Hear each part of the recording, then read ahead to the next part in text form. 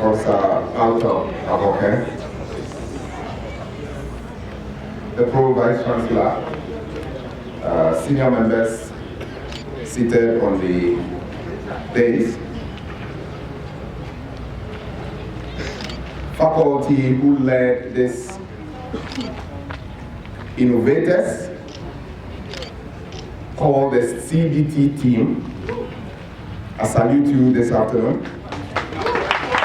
Led by Professor Safo, who stole all the fans this morning.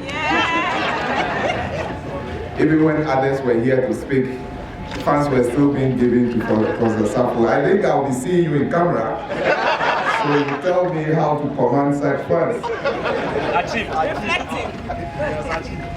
But having said that, I think I have just 5 minutes to talk to you. I'll begin by telling you that I'm the happiest person today. Happy in the sense that I believe in what a philosopher said once, that insanity is doing things the same way and expecting a different result. I think this nation has recognized that our economic development cannot happen if we continue to depend on other things apart from giving a reform to our technical vocational education and training and skills development for that matter. Because all the nations that have developed, I'm talking about the UKs of this world, the United States of America, the Netherlands, followed by the Asian tigers, Malaysia, Singapore, Korea, China. All of them at some point in time recognize that the wars or there is the need to incorporate skills development as an integral part of their economic development. And this led to the creation of an entity that will spearhead the regulatory framework within this reform will take place, and that is the Council for Technical Vocational Education and Training, COTVET.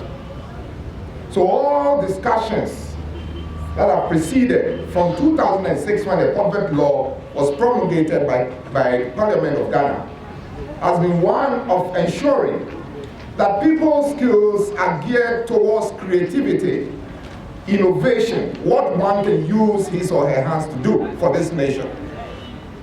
There has been too much focus on what people or scholars can read out and the rest of it. And at the center of this thinking is the concept of competency-based training. And it is nothing but linking what we are learning in our various institutions with what industry wants. The disconnect between industry and training that has existed for far too long in this country is being addressed through the concept of CBT. And I'm happy to note that in recent times or in recent history, there has been the biggest gathering of CBT graduates that I've come across.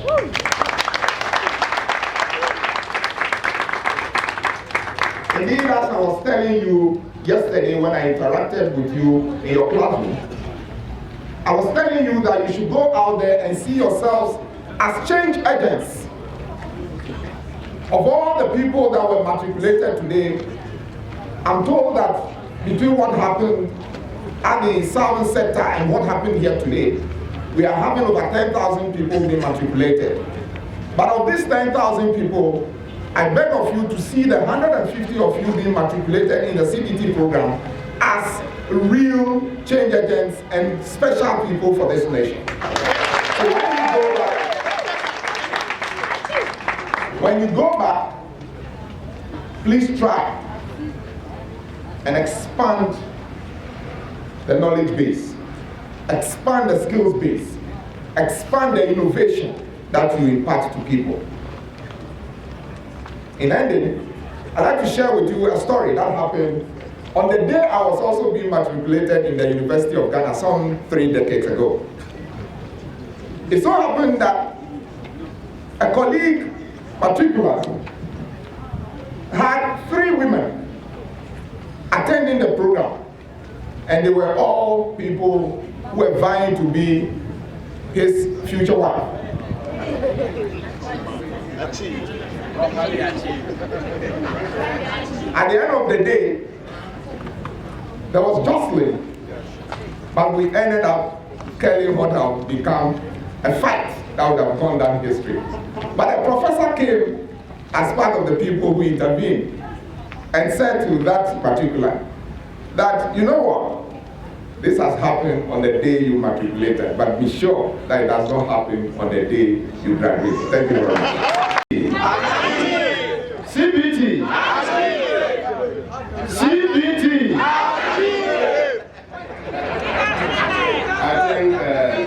I think that we also need to appreciate the fact that our Vice Chancellor and all the bishops are here.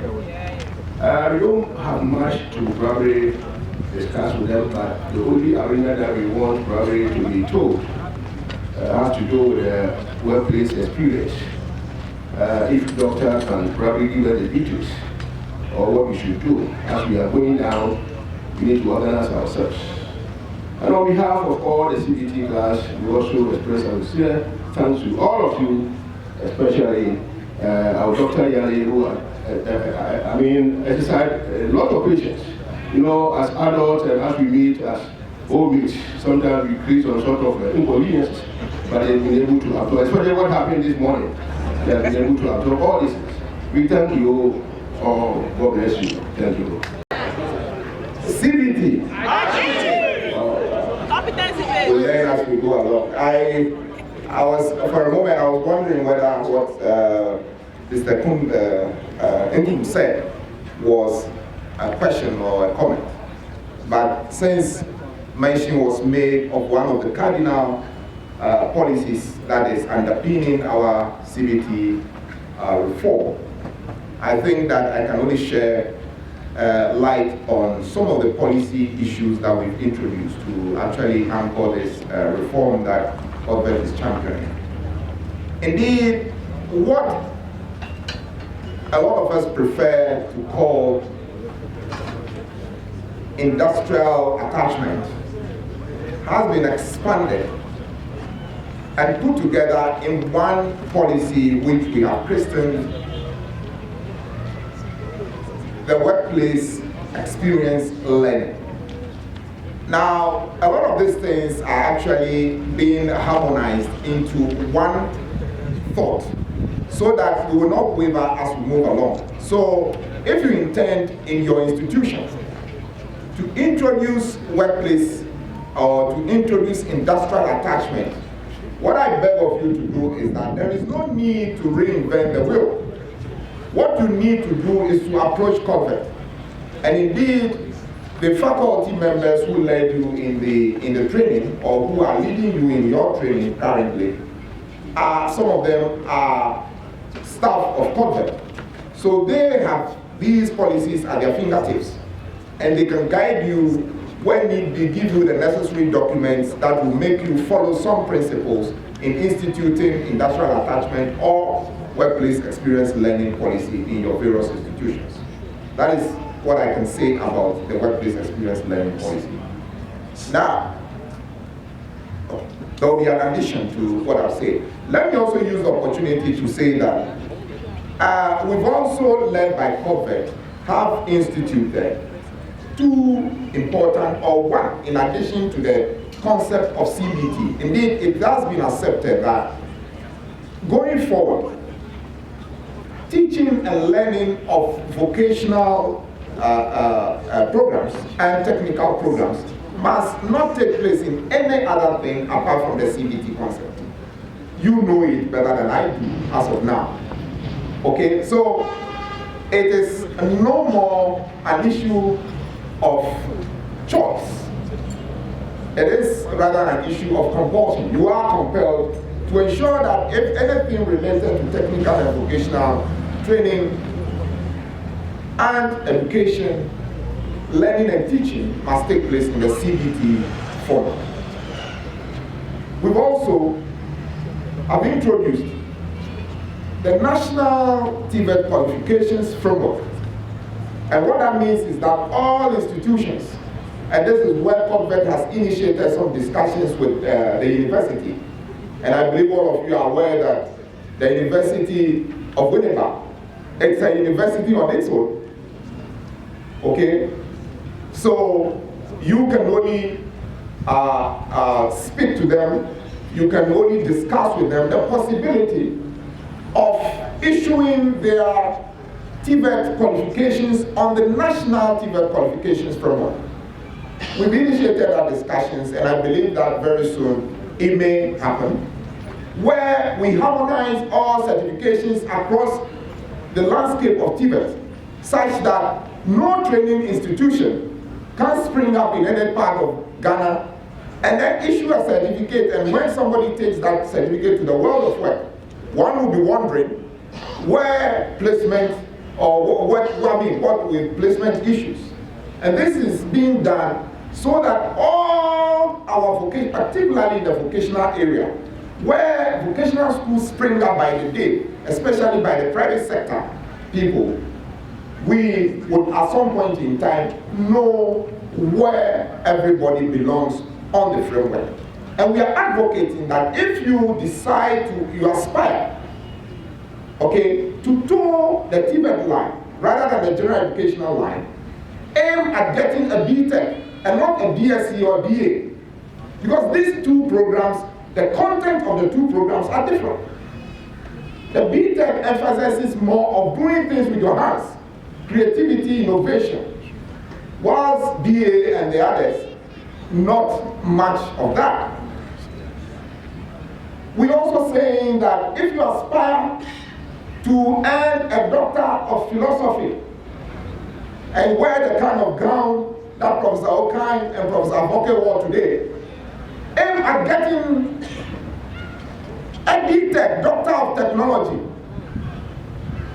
because the content of these two programs that lead you into getting each of these or these degrees are different.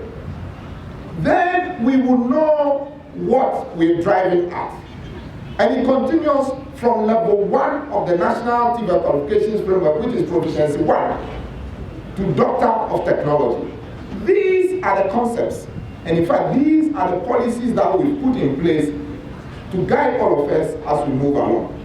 I said to you something yesterday, for instance, that I am looking forward, for instance, that the day I walk to an institution in this part of the country, in Ashanti, where kente is a noted fabric that all of us are proud of.